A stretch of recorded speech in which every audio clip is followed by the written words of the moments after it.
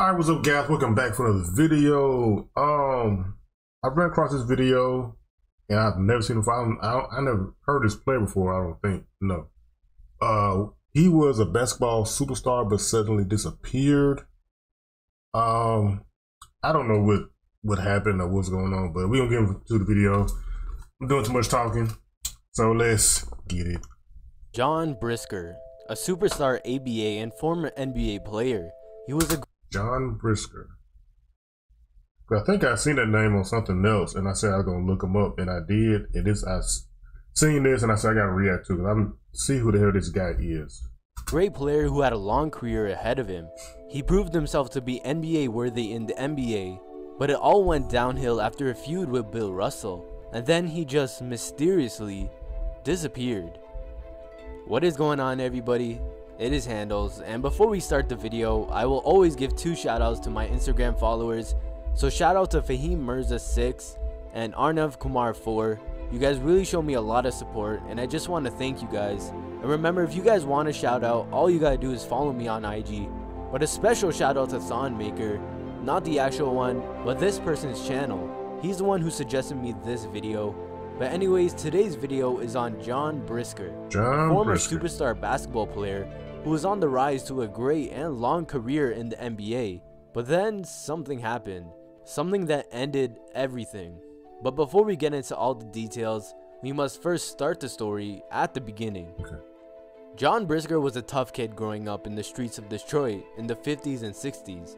He once told a reporter, "In Detroit, if you're tough enough, they'll name playgrounds after you." And sure enough, the playground located between Hamtramck High School and Highland Park was named after him, since that was the park where he played basketball as a kid. He didn't only play basketball though, he also had experience in boxing.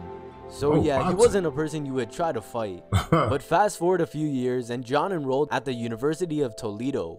He was a star there, but his grades were not looking too good. And he was very frustrated about the racial conflict there. Where he grew up, in Detroit, there was no problems between races and skin color. But at Toledo, it was everywhere, and he wasn't used to it. With his frustration, he struggled in classes and ended up dropping out in his senior year. But he found a new start for his life when he was drafted by the Pittsburgh Condors of the ABA in 1969. As a rookie, he was dominating them. He was scoring 21 points per game, and in his second season, he was scoring 29 every night. He was a 6'5", 210-pound man with the skill set of a guard and a power forward. He could shoot and drive, but also bully everyone down low with how rough he was. By the end of his third season in the ABA, he was averaging 20. That can put in mind of myself. I play sort of like a guard and a power forward because I started off playing power forward in high school, then worked my way up to playing on the wing and stuff. So 8.9 points, 9.1 rebounds, and 4.1 assists per game. Yeah, he was dominating everybody. He was a two-time All-Star and was a superstar for the ABA. But a lot of players felt as if he was a little too violent. One of those players was Art Becker. Sadly, there isn't any footage of this, but one time, John threw an elbow at Becker, to which he earned an ejection off of. But John wasn't done there. He later ran onto the court and charged after Becker 3 times before the police had to grab him and escort him to the locker room. Police had to get him. And he'll fight a referee, he'll fight a coach, and he'll definitely fight another player. But still, even after many crazy and wild things he did, he was offered and signed a great deal with the NBA's Seattle Supersonics. But not that many people were accepting of him in the NBA as he was in the ABA. Most of his teammates were hesitant around him, since people had said that he always carried a gun in his bag, and if you were to get in an argument with him, everyone would be scared of that he would reach into his bag, pull out a gun, and shoot you. But of course, that was just speculation. None of that ever actually happened. But he did not gel well with his coach, Bill Russell. Bill Russell was a big believer in hard discipline, and John was not a believer in that. But no matter what, he was still a valuable player coming off the bench for the Supersonics. He was averaging over 11 points and 4 rebounds in the 3 seasons he played with the Sonics. He was also very involved in the community. In his time with the NBA, he regularly attended charity events and held many basketball clinics for underprivileged kids. But despite playing well for the Sonics, he was released by them in 1975. Damn. The only statement the Sonics had said about the matter was that he was causing conflict in the locker room, and that wasn't really hard to believe. But after that, he never received any real interest from any other team, most likely because of his attitude problems, so he gave up professional basketball. So he was a toxic So in player. 1978, he decided to travel to Uganda, leaving his wife and daughter behind. What? But mysteriously, That's crazy. You go to Uganda and leave your wife and your kid? Hold on, man. I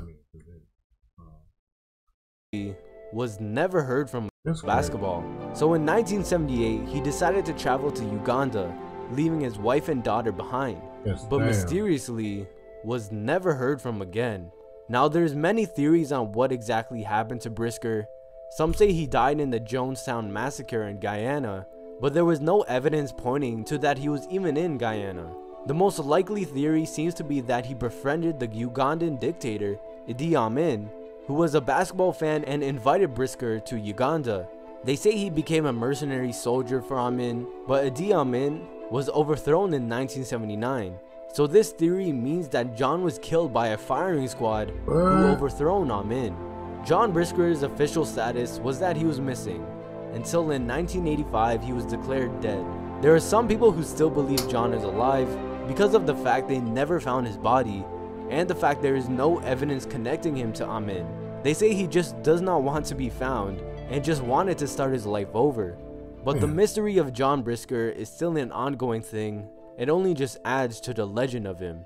And that's the story of John Brisker. He was a superstar player for the ABA and a great player in the NBA, who was rejected by them for his attitude, then went mysteriously missing. Damn, that's crazy, man. So he was a great player. He just was so toxic that nobody wanted to be around him. No teams didn't want to try to sign him. Damn, that's crazy. And now they saying he's probably dead, but they don't have proof of that. But that's crazy. John Brisker. Yeah, I almost said Brisker. Anyway, hope you guys enjoyed the video. I did. It was an interesting story because I never heard of him. The way I like to research players and stuff I never heard of, and try to get their background and like their career in the league and stuff like that. So if you got any other players that you're interested in that I could like react to, let me know when I get to it. But yeah, see you in this video. Peace.